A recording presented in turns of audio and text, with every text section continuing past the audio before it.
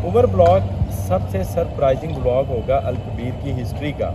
और जो हमारे जितने भी नए बिज़नेस स्टार्ट करना चाहते हैं, अगर वो रियल एस्टेट का काम करना चाहते हैं तो उनके लिए ये बहुत अच्छा मौका है। क्यों?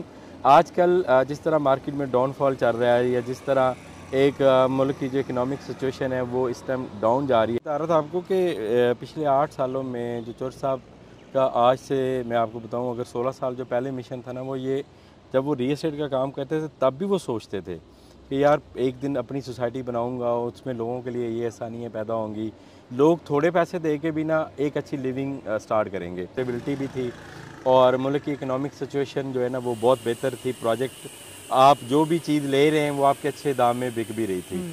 तो मैं जहाँ तक मेरे एनालिसिस हैं कि अगर रेशो परसेंटेज के हिसाब से लगाएंगे तो 70% अब तक डिलीवर्ड है, जिसमें फ़ेज़ 1 है, फ़ेज़ 2 है, किंगस्टोन फ़ेज़ 1 है, मरियम टाउन है।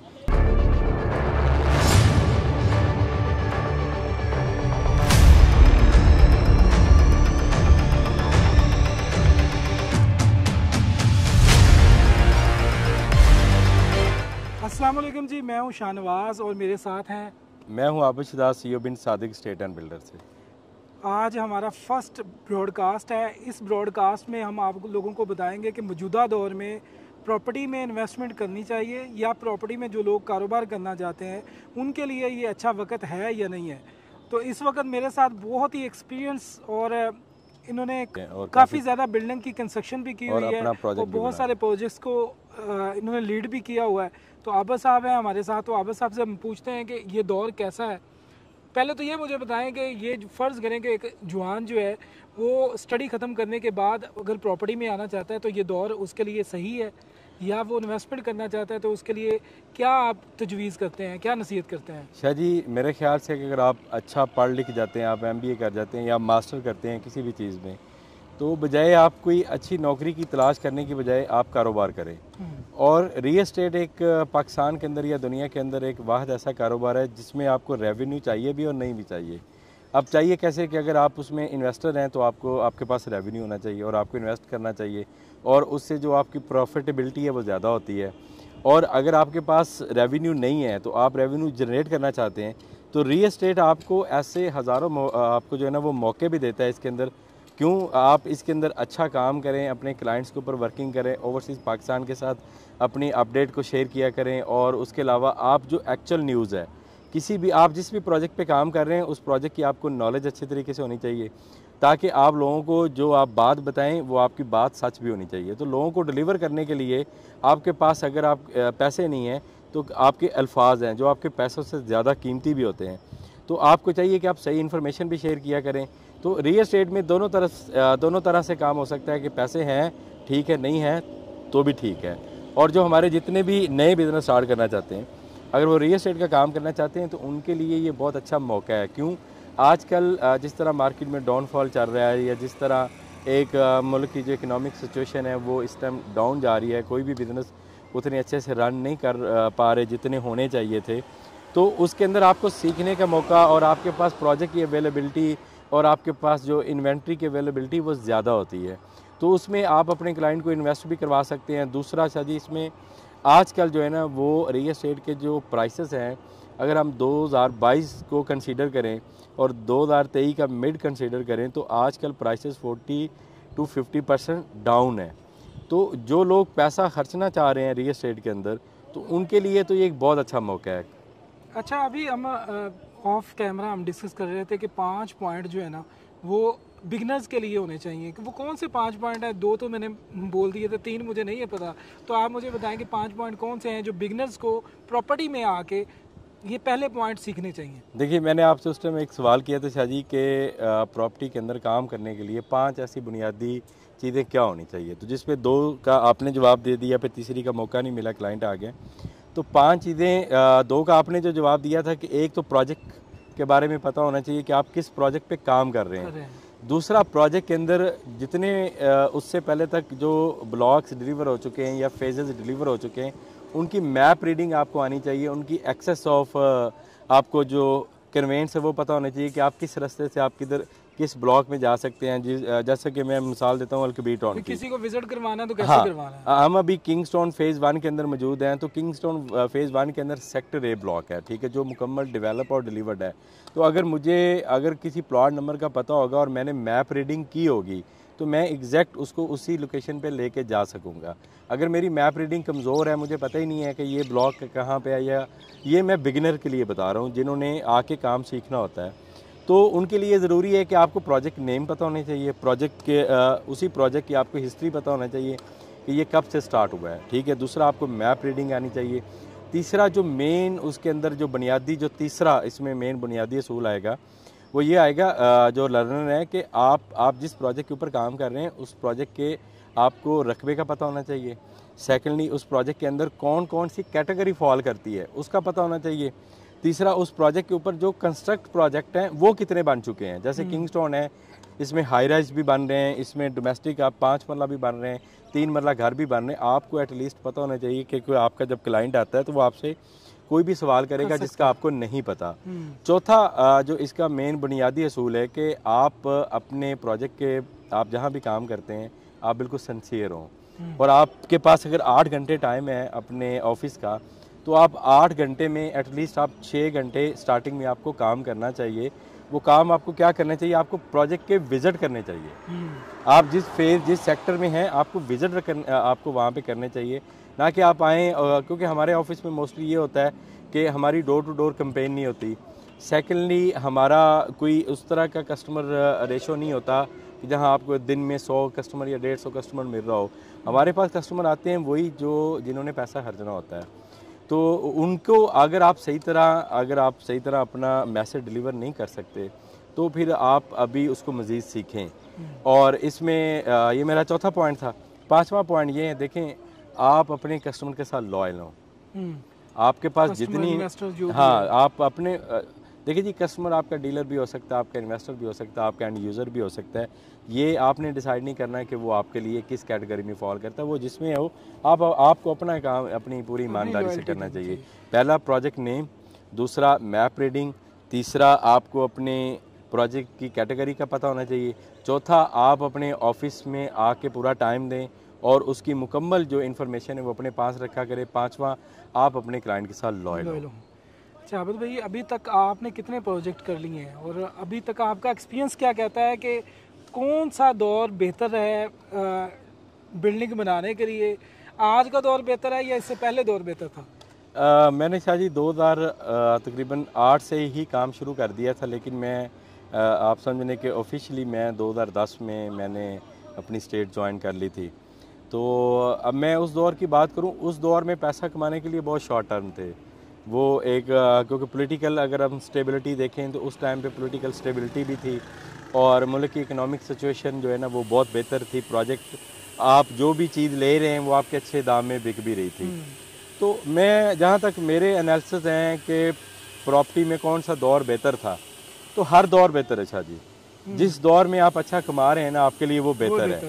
हाँ, क्योंकि उसमें अप एंड डाउन आते रहते हैं। देखिए, ये सारी जैसे कोरोना आया था तो पूरी दुनिया में एक दफ़ा बिजनेस रुक गए थे, लेकिन कोरोना के बाद जिन्होंने बिजनेस किया है उनकी बिजनेस ग्रोथ पिछले 2, 3, 4 साल में उतनी नहीं थी। जो 2016 से लेकर 2020 तक उतनी ग्रोथ नहीं हुई जो 2021 से लेकर 2022 या 2023 के हाफ तक हुई है।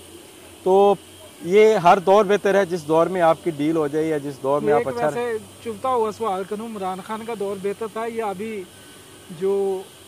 देखें, इसमें अगर हम पॉलिटिकली पॉइंट ऑफ व्यू से देखें तो ये किसी पार्टी के फेवर में बात मैं नहीं करूँगा। एक दौर अपना जब जरदारी साहब के, जब पीपीपी की गवर्नमेंट थी तब बहुत अच्छा था रियल एस्टेट के अंदर। सेकंड, जब नून लीग की फर्स्ट गवर्नमेंट आई थी 2013 से 2018 में, तब 2015 जून तक, 2013 से लेकर 2015 जून तक अच्छा काम हुआ है। उसके बाद फिर कुछ टैक्स की पॉलिसियाँ ऐसी आई जिसमें लोग बिला वजह टैक्स के अंदर आ गए, ठीक है। वो उसके बाद जब इमरान खान का दौर स्टार्ट हुआ है, ख़ास करके मैं आपको शाह जी इसमें हाईलाइट करूँगा कि जब कोरोना के बाद जब मार्केट ऑन हुई है तो ओवरऑल पूरी दुनिया में भी बिजनेस बेहतर हुआ, लेकिन पाकिस्तान के अंदर रियल एस्टेट का बिजनेस बहुत बेहतर चला है। तो जब फिर उसके बाद पीडीएम की गवर्नमेंट आई, फिर अब डेफिनेटली मुल्क, हम रोज़ ये खबरें सुनते रहते थे कि जी डिफ़ॉल्ट कर रहा है, पाकिस्तान डिफ़ॉल्ट कर रहा है जी, इकनॉमिक सिचुएशन बहुत ख़राब हो गई है। तो ये अब अल्लाह बेहतर जानता है जी, लेकिन हमारे बिज़नेस क्योंकि रियल एस्टेट एक हैवी जो इन्वेस्टमेंट का बिज़नेस है, तो यहाँ लोगों के हालात ख़राब हो गए। तो अभी आप किन प्रोजेक्ट्स के साथ मुंसलिक हैं?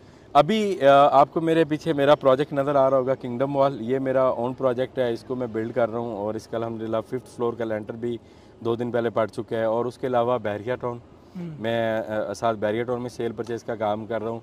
और दूसरे आप समझ लें कि पहले नंबर पे मेरा मोस्ट फेवरेट प्रोजेक्ट है अलकबीर टाउन, जिसके साथ मैं पिछले 8 साल से अटैच भी हूँ। और औरंगजेब साहब जी, चौधरी औरंगजेब साहब का, और भाई भी हैं, दोस्त भी हैं और बड़े अच्छे मौसन भी हैं।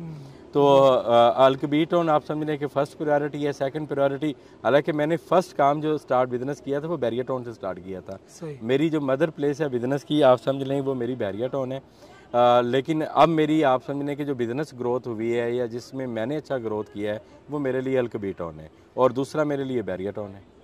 तो ये 2 प्रोजेक्ट जिसमें मैं डील कर रहा हूँ, जिसमें कंस्ट्रक्शन भी कर रहे हैं और जिसमें हाई राइज प्रोजेक्ट भी बना रहे हैं, जिसमें डोमेस्टिक लेवल की भी कंस्ट्रक्शन हो रही है और जहाँ पे मेरे अपने ऑफिस भी हैं। तो आप दौर का तो जिक्र कर रहे हैं कि इस दौर में अच्छा था, उस दौर में अच्छा था, लेकिन मटेरियल्स में भी, प्राइसेस में भी काफ़ी ज़्यादा। हाँ शाह जी, मैंने जब इसका 2nd और 3rd फ्लोर का लेंटर डाला था ना, उस टाइम सरिये का रेट था तकरीबन 300 रुपये किलो पर केजी।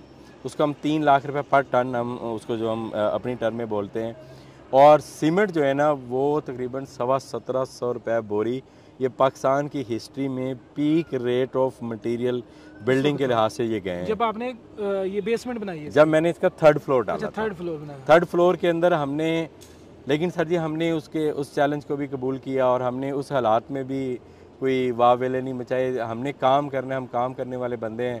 अब जब आप इतने पीक रेट पे मटेरियल बाय करते हैं ना, तो तब आप अपना प्रॉफिट कंप्रोमाइज़ करते हैं। लेकिन वो हमने किया और हमने अपने प्रोजेक्ट की कंस्ट्रक्शन को रोका नहीं, हमने बनाते रहे। हाँ, अगर हम 5-6 साल पहले की बात करें तब तो बहुत मौजें थी, लेकिन तब ये प्रोजेक्ट नहीं थे, हम कर रहे थे। ये मैं एक और सवाल करूँ, आजकल अलकबीर टाउन के बारे में बड़ी लोग सवाल करते हैं कि बहुत सारे प्रोजेक्ट ऐसे हैं जो अभी ऑफ ग्राउंड चल रहे हैं। जी जी। तो आप क्या उनके बारे में कहेंगे कि ये फुलफिल होने वाले हैं? अलकबीर टाउन आया था मार्केट में जब फेज़ 1 लॉन्च हुआ था। मैं तब से चौधरी औरंगजेब साहब के साथ अटैच हूँ और वैसे मेरा उनके साथ जो ताल्लुक था वो 2008 से था। लेकिन उससे पहले क्योंकि वो भी रियल एस्टेट का काम करते थे, मैं भी रियल एस्टेट का काम करता था।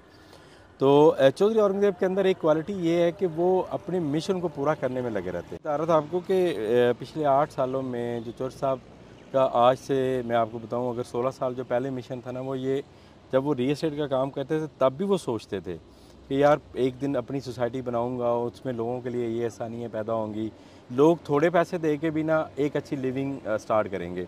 ठीक है, तो 8 सालों में अल्हम्दुलिल्लाह ये नहीं कि अलकबीर ने डिलीवर कुछ नहीं किया। अलकबीर ने जितने प्रोजेक्ट लॉन्च किए हैं उनमें आप अगर रेशियो परसेंटेज के हिसाब से लगाएंगे तो 70% अब तक डिलीवर्ड है, जिसमें फ़ेज़ 1 है, फ़ेज़ 2 है, किंगस्टोन फ़ेज़ 1 है, मरियम टाउन है, किंगस्टोन फ़ेज़ 2 है। अभी रिसेंटली गोल्फ की जो डेवलपमेंट है वो स्टार्ट होगी। फिर डाउन टाउन कमर्शियल आया, वो टोटल ऑन ग्राउंड प्रोजेक्ट था। और उसके अलावा आप अगर मार्केट में शायद 2-3 ब्लॉक के ज़्यादा सवाल होते हैं। मैं आपको स्ट्रेट फारवर्ड आपकी बात को शॉर्ट करके बता देता हूँ कि उमर ब्लॉक का लोग पूछते हैं, ठीक है, उसके बाद फिर सेक्टर बी का लोग पूछते हैं, फिर उसके अलावा सेक्टर ए का लोग पूछते हैं, क्योंकि डेवलपमेंट अब जो गोल्फ की वो तो स्टार्ट हो चुकी है। तो उमर ब्लॉक भी उमर ब्लॉक है शाह जी, लोग सवाल भी करते हैं, आपसे भी पूछते हैं, मुझसे भी पूछते हैं, जितने भी बहुत सारे लोग कमेंट्स में भी बात कर रहे थे, कॉल करते हैं। देखिए, उमर ब्लॉक जिस दौर में आया था ना शाह जी, उस टाइम की अगर हम बात करें तो तब इकोनॉमिक सिचुएशन बेहतर थी, लेकिन उस टाइम पे भी 15 लाख का प्लॉट 5 साल के पेमेंट प्लान पे और सिर्फ 10,000 की इंस्टॉलमेंट पे बेचना, ये भी एक जिगरे का काम है जो चौधरी औरंगजेब साहब के पास बहुत है। तो उमर ब्लॉक, मैंने अपनी लास्ट वीक वीडियो में भी कहा था कि उमर ब्लॉक 110% डिलीवर्ड होगा। उसका ऐलान चौधरी साहब खुद भी, ये लास्ट वीक की जो हमारी हुई थी वहाँ पे मीडिया कॉन्फ्रेंस हुई थी हमारे डाउनटाउन कमर्शियल की ओपनिंग पे, उसमें भी चौधरी औरंगजेब साहब ने कहा है, उससे पिछली वीडियो में भी कहा था कि उमर ब्लॉक की अगले कुछ दिनों या कुछ हफ्तों तक डेवलपमेंट स्टार्ट होने वाली है। तो उमर ब्लॉक सबसे सरप्राइजिंग ब्लॉक होगा अलकबीर की हिस्ट्री का। उसकी रीज़न है क्योंकि लोगों ने 10,000 रुपये दे के मंथली इंस्टॉलमेंट पे की हुई है, और अब जब उनका ब्लॉक जब उनको डिलीवर मिलेगा 3, 5 मरला और 7 मरला, तो उन प्लाटों के रेट दूसरे जो फर्स्ट ब्लॉक थे ABC, उन प्लाटों के बराबर इंशाल्लाह रेट हो जाने। क्यों? उमर ब्लॉक को भी 2 एक्सेस मिलेंगी, एक तो डाउनटाउन कमर्शियल वाली और अल्पीर का जो पुराना गेट था, गेट नंबर 2 जो था, और दूसरा चौर साहब ने खुद कहा कि जाती उमरा से भी एक्सेस है। अच्छा, उधर से भी होगी? जो जाती उमरा की एक्सेस है वो उमर ब्लॉक को बड़ी जल्दी ही ABC के रेट पे ले आएगी, ठीक है। और दूसरी बात, दूसरा ब्लॉक जो सेक्टर B आजकल ज़्यादा डिस्कशन में है, सेक्टर B का देखिए जी 4 साल का पेमेंट प्लान था। 4 सालों में अभी मेरा ख्याल 2 साल या 2.5 साल गुजरे हैं, अभी 1.5 या 2 साल उसके बाकी पेंडिंग भी पड़े हैं। 3 मरले के अंदर 14 लाख जमा हुआ है और 5 मरले के अंदर उसका तकरीबन 20-20.5 लाख चला गया, ठीक है। तो अभी भी देखा जाए जिस तरह के हालात है, अलकबीर जो है वो बड़े अच्छे रेट पे प्लॉट्स दे रहा है सर पूरे लाहौर में। शाह जी मैं सुनने वालों को भी ये चैलेंज करता हूँ, चैलेंज नहीं है लेकिन मेरी तरफ से ये एक आपको एक ऑफ़र है कि आप पूरे लाहौर में किसी भी सोसाइटी में जाके देखें तो बाइंग सेलिंग ही नहीं है। बाइंग सेलिंग नहीं है, 1% भी बाइंग सेलिंग नहीं है। आपने अगर प्लॉट बेचना होगा तो महीनों आप वेट भी करेंगे और सेकेंडली 50% डाउन पे आप जो है ना उसको बेचेंगे, ठीक है। तो अलकबीर टाउन के अंदर आपको आपकी अगर माइनस की भी फाइल है या ऑन की भी फाइल है, फार्म की ट्रेडिंग है, फाइल की ट्रेडिंग है, प्लॉट्स हैं, घर हैं, कुछ भी है, अलकबीर टाउन के अंदर जितनी भी बनने वाली प्रोडक्ट्स हैं वो फौरी सेल भी होती हैं। और इस टाइम अगर आप फेज़ 2 का विज़िट करें तो आपको इंशाल्लाह लाहौर के किसी मशहूर मॉल जितनी ट्रैफिक मिलेगी वहाँ पे, क्योंकि वहाँ पे लोगों का आना जाना है। ये किंगस्टोन है, ये दिन के टाइम ये बड़ा मसरूफ़ है। इसी तरह अलकबीर टाउन फेज़ 2 है। मेन बात करने का मकसद है शाह जी कि अगर कोई भी प्रोडक्ट कहीं भी अगर किसी लो रेट पे आती है तो बायर उसका तब भी है, सेलर उसका तब भी है। अलकबीर टाउन में कभी बाइंग और सेलिंग रुकी नहीं है। तो पूरे लाहौर के अंदर, या मैं ये भी समझता हूँ कि पूरे पाकिस्तान के अंदर इस टाइम अलकबीर टाउन वाहद सोसाइटी है जहाँ बाइंग और सेलिंग। तो जो लोग जिन लोगों की इन्वेस्टमेंट है भाईजान 4 साल का, आप ये कहना चाहते हैं कि जिन लोगों की इन्वेस्टमेंट वो घबराए ना? बिल्कुल नहीं घबराएं सर, बिल्कुल भी। जिस तरह मेरे खान ने कहा था कि घबराना नहीं है। आप रियल एस्टेट के इन्वेस्टर हैं, आपने बूम भी देखे हैं, पीक भी देखे हैं, आपने लो भी देखे हैं और आपने माइनस भी देखे हैं।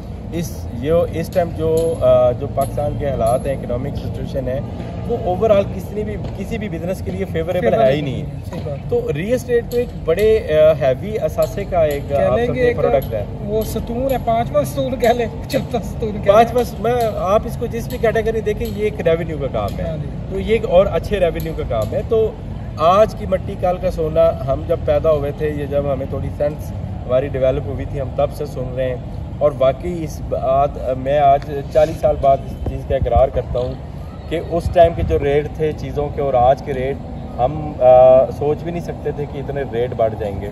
तो रियल एस्टेट जो है ना आज की मट्टी और कल का सोना है। तो आपके पास जो भी फाइल है, इवन कि मैं शायद ये भी कहूँगा जिस मर्जी अथेंटिक प्रोजेक्ट की फाइल है, अलकबीर के अलावा भी किसी भी अगर अथेंटिक प्रोजेक्ट की फ़ाइल है ना तो घबराएं नहीं भाईजान। सिर्फ आप 6 महीने से साल रुक जाएं, इंशाल्लाह आपको डबल प्रॉफिट दे के जाएंगे। आजकल 15 अक्टूबर की बड़ी अनाउंसमेंट हो रही है, तो क्या होने जा रहा है 15 अक्टूबर को?